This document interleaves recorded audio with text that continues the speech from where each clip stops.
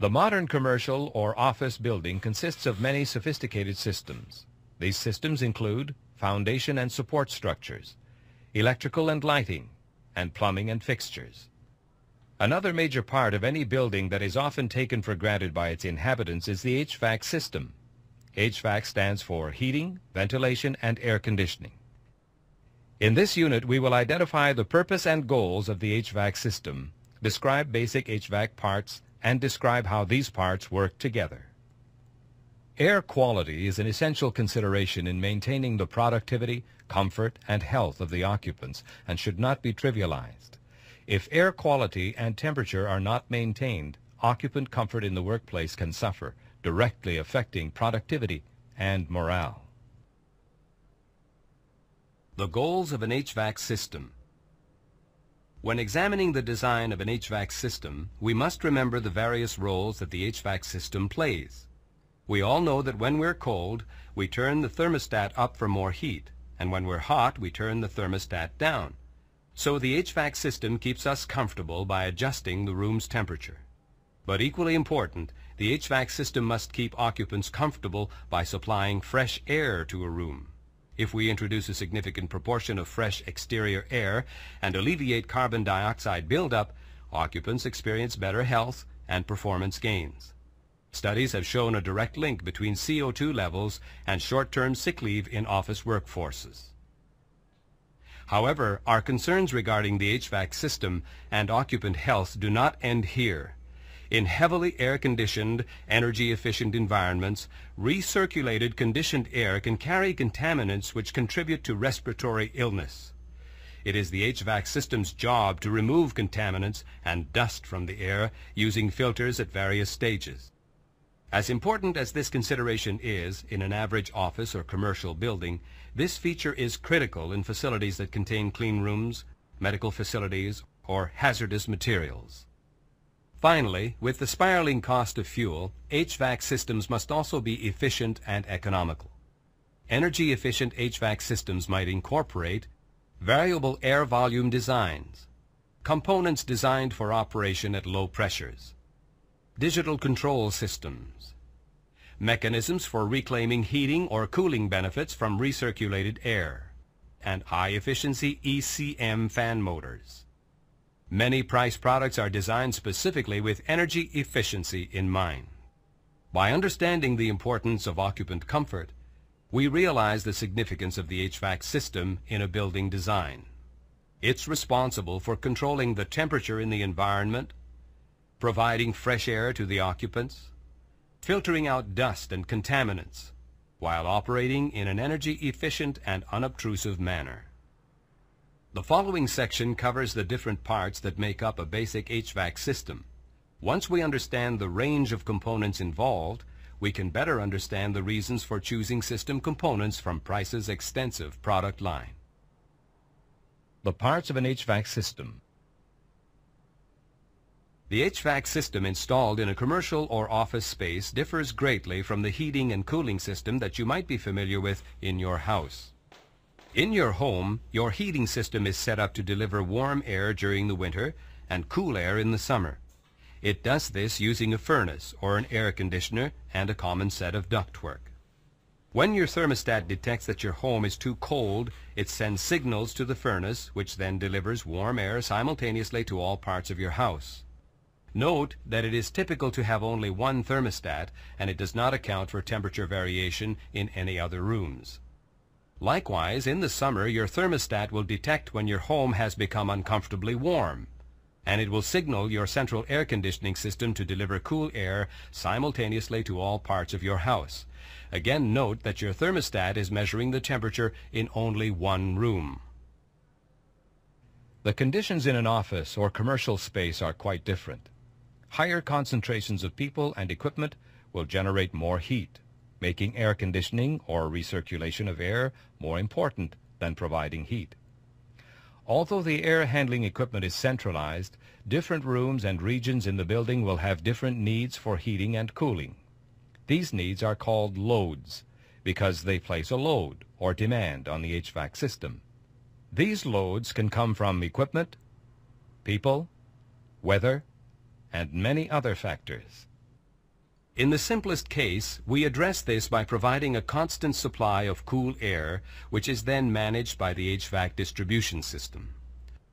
The chiller or air conditioner utilizes heat exchangers and circulated fluid or gas to cool the air that is passed through it.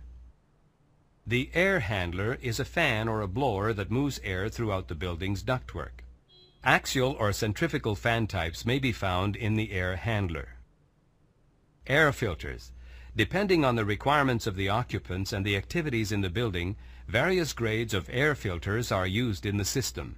General-purpose air filters will be included in the air handler itself, while more sophisticated filters, such as HEPA filters, may be used in the downstream ductwork. Ductwork. Round, square, and rectangular ductwork provides a pass for the conditioned air from the air handling unit to the environment.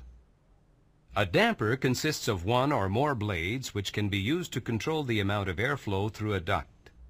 Manual dampers are used to ensure that different parts of the building receive proportional ventilation based on area and demand. Automated dampers may be installed at firewalls which close in the case of a fire.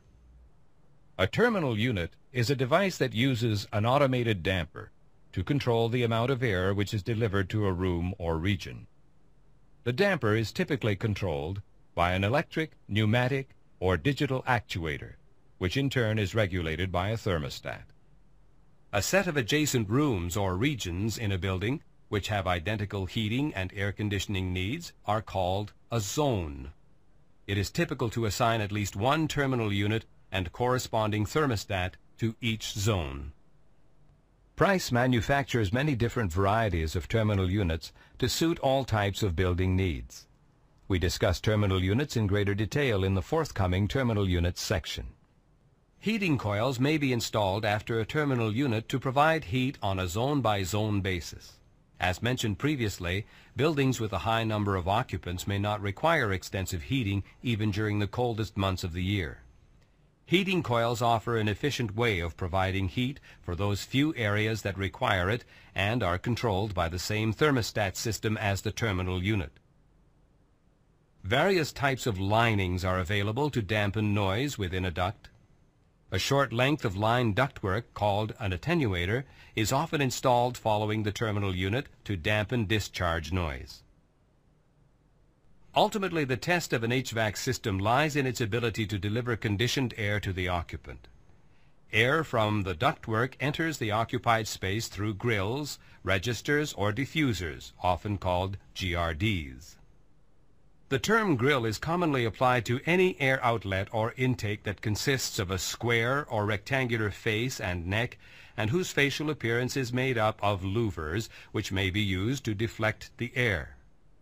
A register is a grill that has one or more adjustable blades or dampers that control the amount of air that flows through. A diffuser is an air outlet which incorporates structures such as vanes, louvers, perforations, and other features for distributing and directing air. The diffuser's job is to direct the airflow throughout the occupied space in the most efficient manner possible. More information on desirable air patterns is provided in the Space Air Diffusion section. We will discuss diffusers in more detail in air outlet selection. Once air enters a space, where does it go? Air circulates through the return inlets and returns to the air handling unit.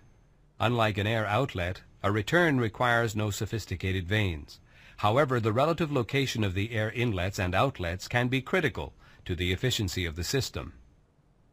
Upon returning to the air handler, a certain portion of the return air is exhausted and replaced with fresh exterior air. In an average office building or commercial space, approximately 10 to 20%. For an interactive look at an HVAC system in action, experiment with the activity provided here. Use the thermostats shown to raise or lower the temperature in the room. Watch how the different parts of the system respond as you call for heating or cooling.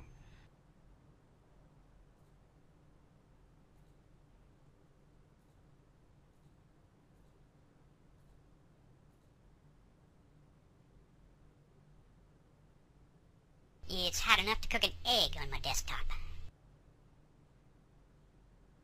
Somebody ought to open a window or something.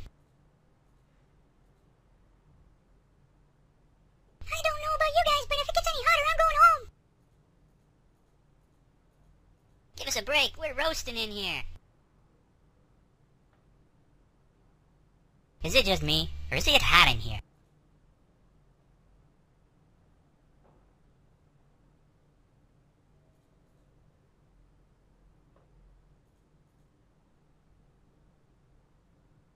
The preceding information offers a very basic overview of the components that make up an HVAC system. Throughout the remainder of the training module, we will examine many of these components in greater detail. We hope that you've enjoyed this introduction to the basics of HVAC. Please refer to the price catalog for more in-depth information and descriptions of specific HVAC products shown in this unit. Contact your local price representative or visit our website at www.price-hvac.com for more information.